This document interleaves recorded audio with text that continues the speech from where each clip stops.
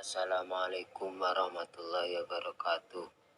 Kami dari kelompok 5 mata kuliah Statistika Pendidikan akan mempresentasikan materi dengan judul Uji Korelasi Pearson dan Rengsperman. Sebelum kami mempresentasikan, saya perkenalkan kelompok dari kami. 1. Siti Afifah Nur Alif. 2. M. Zainal Arifin. 3. Ahmad Musta'in Ahda Faqih. 4. Syifa Nurjana. 5. M. Syarif Hidayatullah. 6. Heri Kurniawan. Uji korelasi Pearson.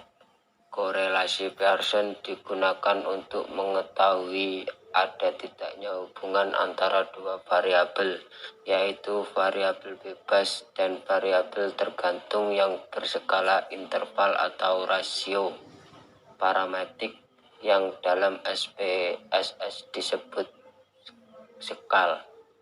Asumsi dalam korelasi Pearson, data harus berdistribusi normal. Korelasi dapat menghasilkan angka positif dan negatif. Jika angka korelasi positif, berarti hubungan bersifat searah. Searah jika menghasilkan angka negatif, berarti hubungan bersifat tidak searah. Korelasi Pearson. Korelasi Pearson cocok digunakan untuk statistik parametrik ketika data berjumlah besar dan memiliki ukuran parameter seperti mean dan standar deviasi populasi.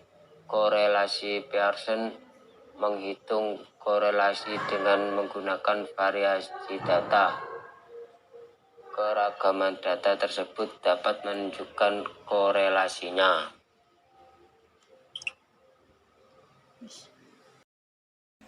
Rengsperman. Korelasi Rengsperman digunakan untuk mencari hubungan atau untuk menguji signifikansi hipotesis asosiatif bila masing-masing variabel yang dihubungkan berbentuk ordinal. Tujuan Rengsperman: melakukan analisis korelasi bukannya tanpa tujuan, tetapi memang karena perlu ada beberapa hal yang harus dicapai. Ada beberapa tujuan umum pada saat seseorang hendak melakukan uji yang satu ini, seperti misalnya melihat keeratan hubungan dari dua variabel. Hasil akhir dari uji korelasi Spearman biasanya berupa angka-angka yang kemudian bisa dikategorikan dalam beberapa hubungan. Dari angka tersebut bisa dilihat seberapa signifikan hubungan yang terjadi. Langkah-langkah dalam SPSS akan dijabarkan sebagai berikut. Cara melihat data normal atau tidak dengan cara tekan Analyze, Descriptive Statis, Explorer, lalu masukkan variabel yang akan diuji, formalitas semula dari Explorer, pindah ke Dependent List. Setelah itu, klik Plot, centang Normality Plot, lalu tekan Continue, selanjutnya tekan OK. Setelah itu tunggu hasilnya. Dalam tabel Stats of Normality terdapat dua kolom, yaitu kolom homograph. Setelah itu tunggu hasilnya.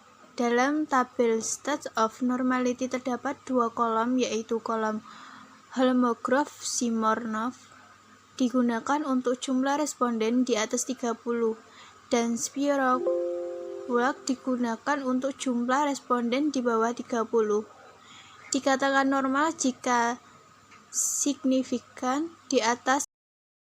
Berikutnya kita akan uji korelasi Pearson correlation dan Rengsperman. Kita siapkan datanya terlebih dahulu. Di sini ada variabel kedisiplinan dan kinerja pada label. Kita lihat data view. Sebelum kita melakukan uji korelasi, kita harus menguji normalitas apakah normal atau tidak. Jika kedisiplinan dan kinerja variabelnya normal atau datanya normal, maka kita menggunakan uji Pearson correlation. Dan jika keduanya tidak normal, maka menggunakan length Spearman. Namun jika salah satunya normal dan salah satunya tidak normal, maka menggunakan length Spearman. Jadi dianggap tidak normal.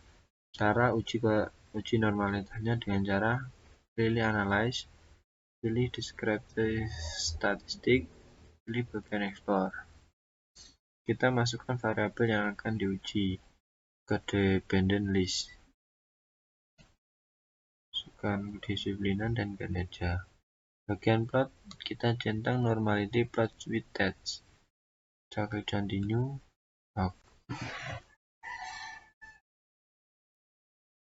Kita lihat bagian test of normality di sini.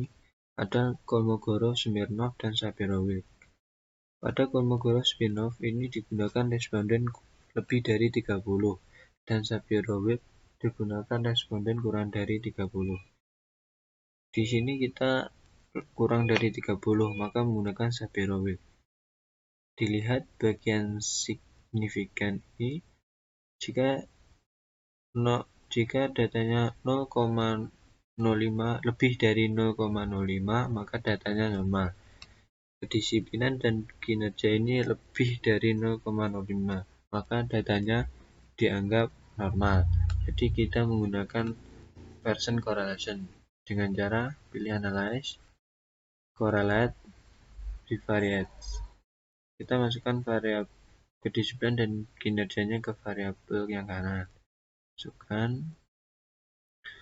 Kita pilih Pearson karena datanya normal. Ingat yang Spearman ini digunakan data yang tidak normal. Pilih total, kita centang flag significant correlation. Oke, kita off.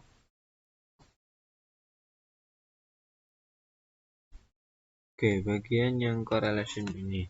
Yang dilihat ini yang kotak bagian ini antara hubungan kedisiplinan dan kinerja. Pearson correlation ini menunjukkan hubungan kekuatan, yaitu 0,944, yang berarti kuat atau sangat kuat. Sig total ini menyatakan hipotesis 0,05. Jadi antara kedisiplinan dan kinerja itu ada hubungan, karena jika di bawah 0,05 itu ada hubungan dan di atas 0,05 itu tidak ada hubungan. Ini juga sama. Kemudian kita uji yang rank Spearman. Anggap saja datanya ini tidak normal. Pilih correlate, bivariate, kita pilih Spearman. Caranya sama saja. Yang membedakan itu biasanya selisih angkanya. Kita coba. Nah, pada non-parametric correlation ini, kita lihat ini sama, yang membedakan itu selisihnya sedikit. Correlation coefficient ini sama, juga menunjukkan kekuatan hubungan. Sama saja, ada yang di atas. Sig total ini 0,05, jadi menunjukkan ada hubungan. Kemudian kita lihat kekuatan hubungan pada 0,00 sampai 0,25 itu korelasi sangat lemah, dan 0,26 sampai dengan 0,50 korelasi cukup, 0,51 sampai 0,75 korelasi kuat, dan 0,76 sampai 1 itu korelasi sempurna. Kita kembali lagi. Jadi itu penjelasan dari uji korelasi, Pearson correlation, dan rank Spearman. Kurang lebihnya kami mohon maaf. Kita akhiri video ini. Wassalamualaikum warahmatullahi wabarakatuh.